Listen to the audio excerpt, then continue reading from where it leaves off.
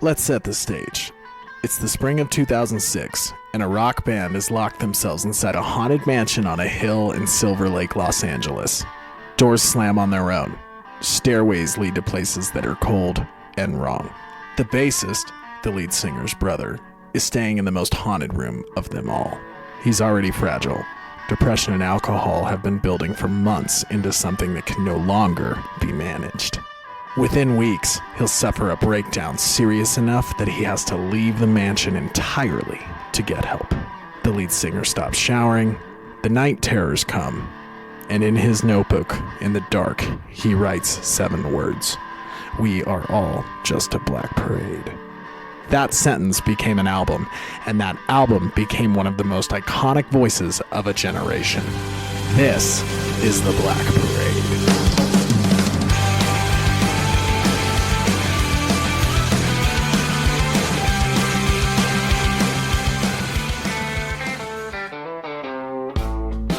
Welcome to Album Archives, the vault of music history.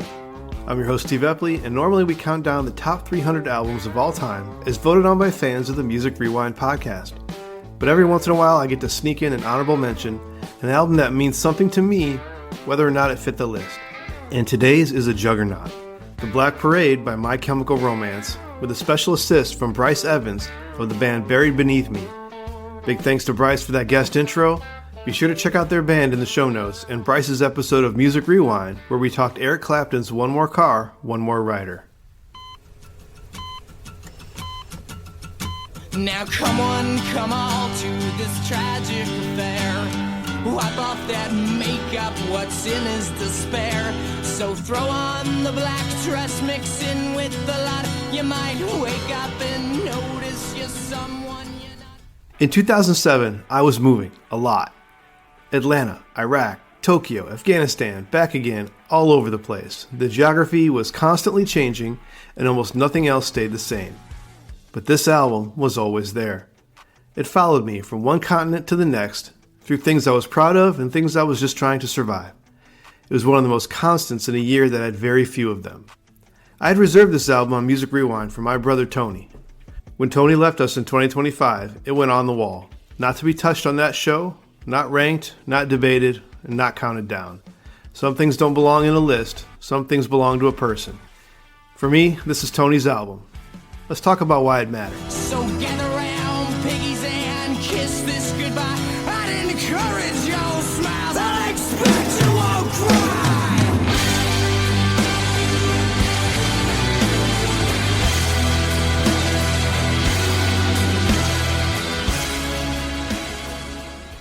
The Black Parade was released on October 23, 2006 on Reprise Records, the third album from My Chemical Romance, and the one that turned them from a successful emo band into something much, much bigger. MCR went bold and attempted the most difficult goal in rock music, not just a concept album, but a rock opera. Produced by Rob Cavallo, who just come off of Green Day's American Idiot, the album runs just under 52 minutes across 14 tracks in a story that follows a central figure called the Patient. A man dying of cancer, reliving the defining memories of his life as death approaches. MCR had come out of 2004's 3 Cheers for Sweet Revenge quietly terrified. That album made them famous. MTV, magazine covers, an opening slot on Green Day's American Idiot Stadium Tour. Emo poster kids for the next rock generation. And now, there was nowhere to go but forward, with everyone watching to see if they'd stumble.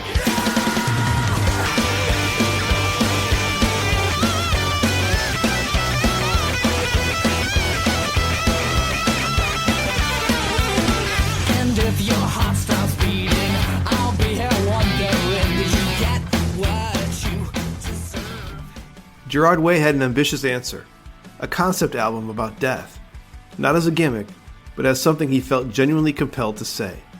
There wasn't much mainstream music at the time willing to look death in the face and engage with it directly. In Gerard's vision, death comes to you in whatever form you most need it to take. For the Patient, it arrives as a marching band. Cavallo found the band the Paramore Mansion in Silver Lake. He'd heard it was haunted and figured the atmosphere might help. He underestimated considerably what that would mean. Only a third of the record was written when they arrived. The house did the rest. Doors opened on their own, hallways ran cold, The band drew numbers for their rooms, and it felt less like a lottery, more like the house had already decided. Mikey Way, the bassist and Gerard's brother, got the worst room. He lasted weeks before depression and anxiety crested into a breakdown that required him to leave and begin therapy. What happened next produced famous last words. Ray Toro had a guitar idea he couldn't finish. Gerard, terrified for his brother, grabbed hold of it and pushed it all the way through. The fear became the fuel, and that's how this album was made.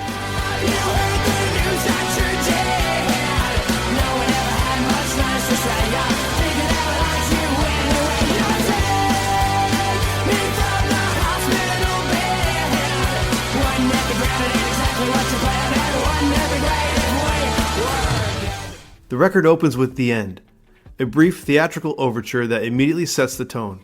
This isn't just 14 songs, it's a story. It bleeds straight into Dead, which had actually started life during the Three Cheers tour, cycling as a joke aimed at critics who didn't think the band would last.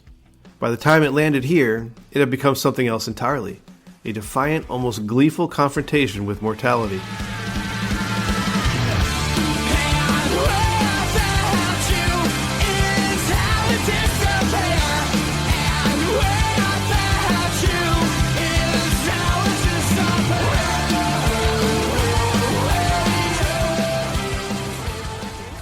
Then comes the 1-2 punch of This Is How I Disappear, all dread and momentum, before The Sharpest Lives, which leans into glam, a sort of Bowie-indebted, swaggering theatrical in a way, one that critics at the time called derivative, but fans recognized that as the whole point.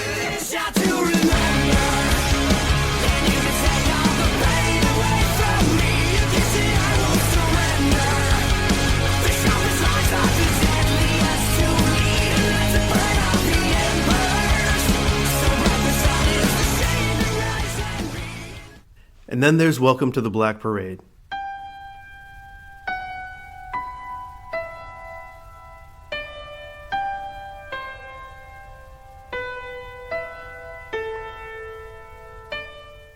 This one had actually existed in the band's earliest days, as a demo called The Five of Us Are Dying. It was stripped apart and rebuilt around a piano line that opens into one of the most anthemic music moments of the decade. A UK #1, and the song that turned the Black Parade from an album into an event. When I was a young boy, my father took me into the city to see a marching band. He said, son, when you grow up, would you be the savior? The build from that opening piano into the full band explosion is one of those moments that still gives you chills no matter how many times you've heard it.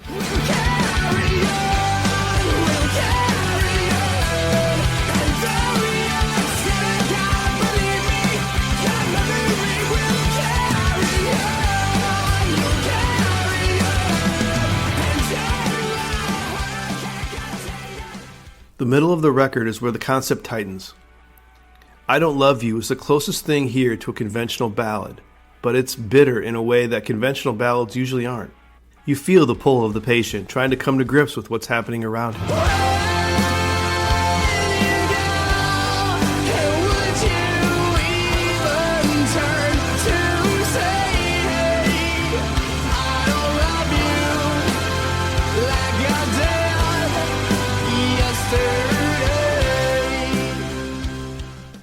House of Wolves turns the religious imagery the band had once been circling around for years into something almost cartoonishly menacing, and it's a blast. Then, Cancer, written by Gerard and Cavello in 8 minutes flat, strips everything back to just piano and voice. It's the quietest moment on the album, and for a lot of listeners, the hardest one to sit through. It doesn't ask for sympathy, it just tells you what's happening. 'Cause the hardest part of this is leaving you.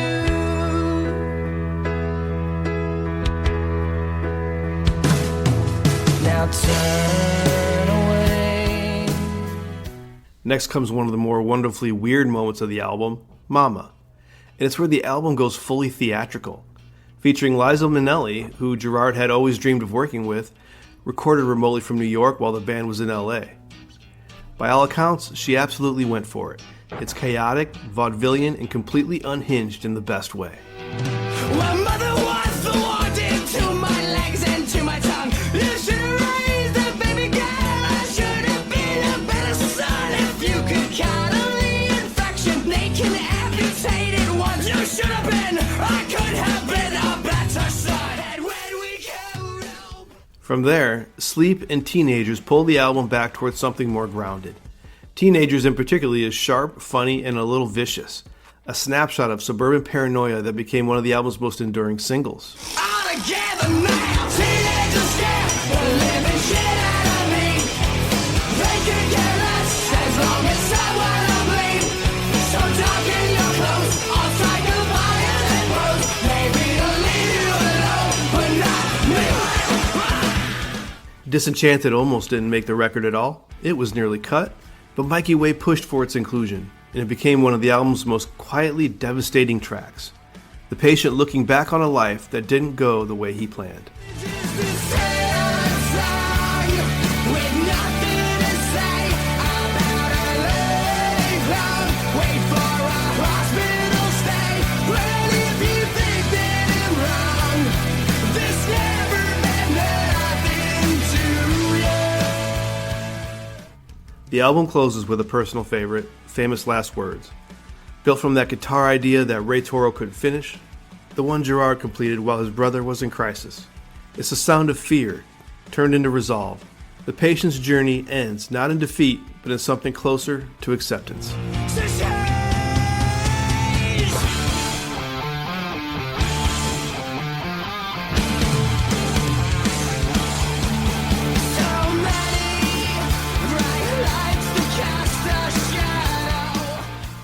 Start to finish, this is one of the most perfectly constructed albums I know.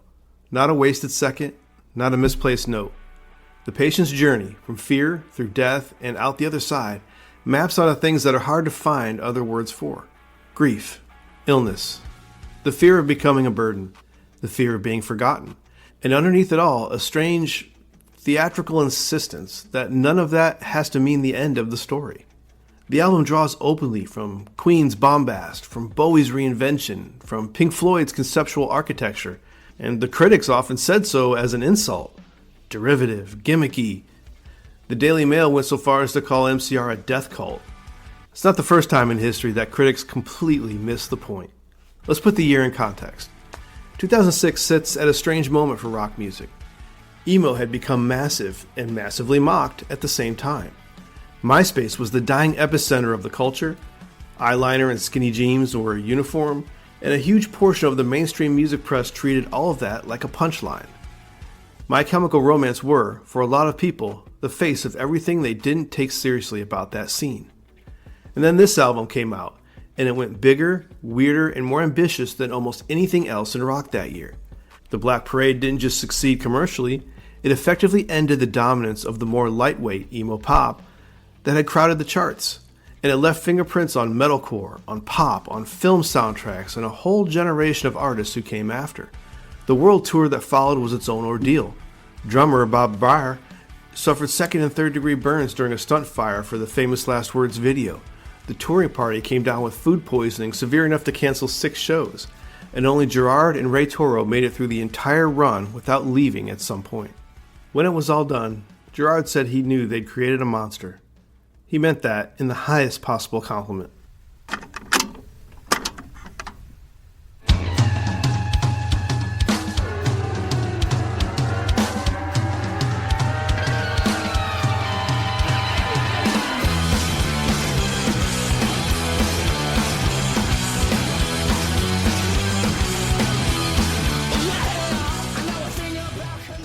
Why does the Black Parade still endure? First, the sheer audacity of the attempt. The rock opera is the format every ambitious band eventually circles, and most either chicken out halfway through or collapse under their own concept. My Chemical Romance didn't just attempt it, they landed it. The Black Parade belongs on the same shelf as Tommy and The Wall, not as a footnote to them, but as a legitimate entry into that conversation. That's an almost absurd thing for a band from New Jersey to pull off in 2006, and it's worth sitting with how rare that actually is. And it matters because of what they use that ambition for. It's one of the only mainstream rock records of its era willing to look directly at death. Not as a metaphor, not as edge, but as something to actually sit with. It took a sound that critics dismissed as theatrical and proved the theater was the point. And it gave an entire generation of listeners, theater kids, many of them teenagers working through things they didn't have a language for yet, a record that took those feelings seriously. And then there's the musicianship itself. This is where the Black Parade quietly does something else. It took emo, a genre the industry had touted as a punchline, and proved the people playing it could write and execute at a level that demanded to be taken seriously. The arrangements, the dynamics, the sheer craft, and how this album is built, that's not gimmick, that's skill. And it's worth saying plainly. The level of songwriting and musicianship has become something close to a lost art in rock music. 2006 turned out to be one of the last moments where an album like this, sprawling, ambitious, meant to be heard start to finish as one piece, could still be the biggest thing in the room. With the album era already ending, the Black Parade might have ironically been one of its last great statements.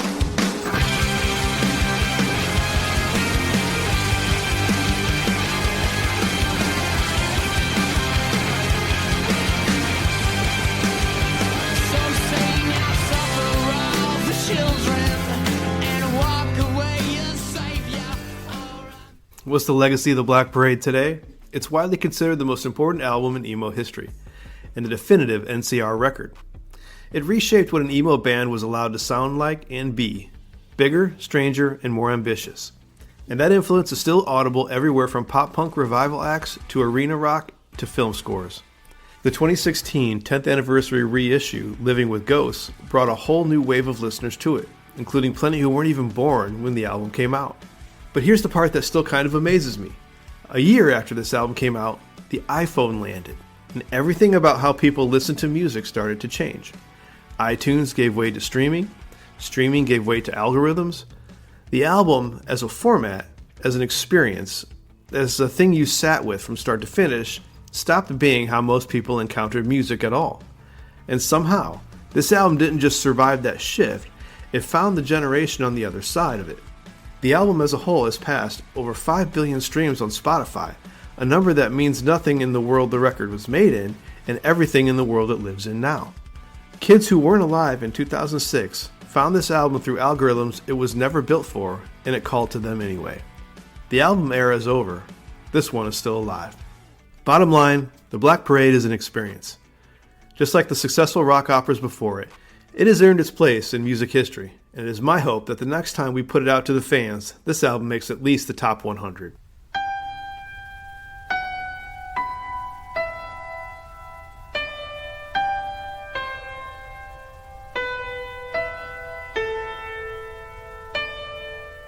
If you've never sat with the Black Parade from front to back, do it now. Don't cherry pick the singles. Start with the end, let it run straight through to Famous Last Words. Maybe even the hidden track if you want. New to it, you'll find out why a single piano note can make an entire stadium erupt. Old fan, put it on for the first time in a while and let the patient take you away. That's it for this honorable mention edition of Album Archives. If this episode hit you the way the album did, please share it with a friend or leave a review wherever you listen. Next up, we'll be back inside the official Top 300. Check out musicrewindpodcast.com/album archives to see where we're at and where we're headed. If there's an album that shaped your life that didn't make the top 300, you can now dedicate an episode of Album Archives to it. Every album has a story, and this is how you tell yours. Link in the show notes. Early episodes are available on Patreon and Apple subscriptions.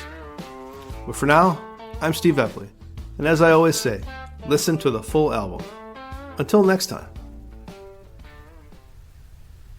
A podcast from the Sidereal Media Group. Back to you, anchors.